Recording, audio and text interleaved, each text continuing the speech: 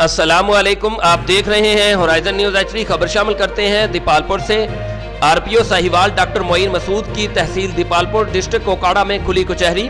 D P Okara Faisal Gulzar, S P investigation Muaz Zafar اور A S P Dipalpur Awais Ali Khan نے R P O Sahiwal doctor Moeen Masood کا استقبال کیا۔ آر پی او ساہیوال نے کھلی کچہری میں آئے تمام سائلین کی درخواستیں سنی، جن کے بروقت ازالے کے لیے متعلقہ افسران کو احکامات جاری کیے۔ 31 دسمبر 2021 تھانہ سٹی دیپالپور کی حدود ایم آئی سوسائٹی کے رہائشی کے قتل کا مرکزی ملزم زین گرفتار ہونے پر لواحقین نے اوکاڑا پولیس کا تہہ دل سے شکریہ ادا کیا اور are P O Sahiwal, D P او اوکاڑا اور دیگر ہمراہ افسران کو پھولوں کے ہار پہنائے۔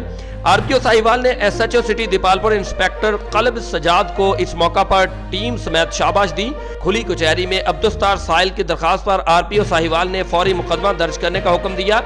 آر پی او ساہیوال نے صدر بار، عہدیداران، انجمن تاجران اور پریس کلب سٹی دیپالپور کے ممبران کے ساتھ ملاقات کی۔